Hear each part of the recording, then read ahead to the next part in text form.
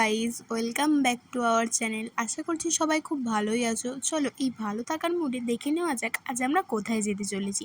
দুপুরবেলা দুই বোনে রেডি সেডি হয়তো বেরিয়ে পড়েছি। চলো এই সময় আবার একটু ঠাকুর প্রণামও সেরে নিলাম। তো বুঝতেই পারছো এখন পুজোর সময়, তো সবার কি কেনাকাটা কমপ্লিট? দেখো আজ আমরা শপিং করতেই এসেছি আজকে আমরা স্টাইল বাজারে। চলো দেখা যাক এখানে তাহলে কি কি পাওয়া যায়।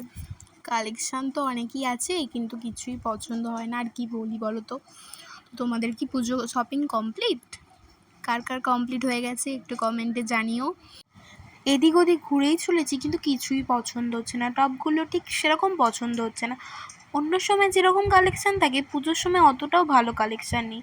চলো আবার একটু গ্রাউন্ড সেকশানের দিকে গেলাম, সেখানেও কিছু পছন্দ না হয় আবার চলে আসছি। এদিকে আমি তো খুব বোর হচ্ছিলাম এতক্ষণ ঘুরে ঘুরে, তাই একটু সেলফি নিয়ে নিলাম এখানে। তো চলো ফাইনালি আমার দিদির একটা পছন্দ হয়েছে ড্রেস, তাও দুটোর মধ্যে কনফিউজড আছে আমাকে কোনটা ভালো লাগবে। তারপর গ্রিনটা চয়েস করলো, তাই সেটা নিয়ে আমরা ট্রায়াল দিতে গেলাম। তারপর আমি দিদিকে বলছি, কি রে তুই একটা নিবি না, চল দুজনে মিলে ট্রায়াল দিয়ে দেখি, যেটা ভালো লাগবে সেটা নেব। তারপর সেও একটা পছন্দ করে নিল, তারপর আমি ট্রায়াল দিতে চলে গেলাম। তো দেখতেই পাচ্ছ আমি এখন ট্রায়াল দিতে চলে এসেছি। তো দেখো এই হলো সেই জামাটা, তো কেমন লাগছে আমায় সবাই একটু জানিও। তারপর ট্রায়াল রুমের সামনে এত ভিড় যে দিদি ওয়েট করে করে তারপর এসে পৌঁছেছে। তারপর দিদিও দেখে নিল জামাটা ট্রায়াল দিয়ে, দিদিকেও কীরকম লাগছে সেটা সবাই জানিও কমেন্টে।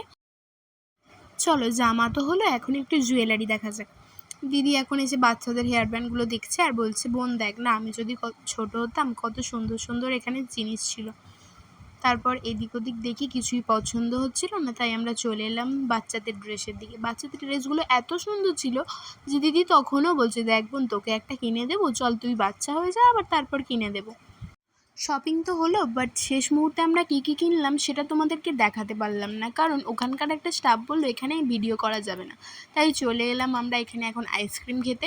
দিদিকে একটা আইসক্রিম কিনে দিয়েছি, ও বলছে কি এত ছোট আইসক্রিম, আবার বলছে ছোট হোক কিন্তু অনেক টেস্টি আইসক্রিমটা। থ্যাংক ইউ বোন বলে আবার একটু ওর নাটক করছিল।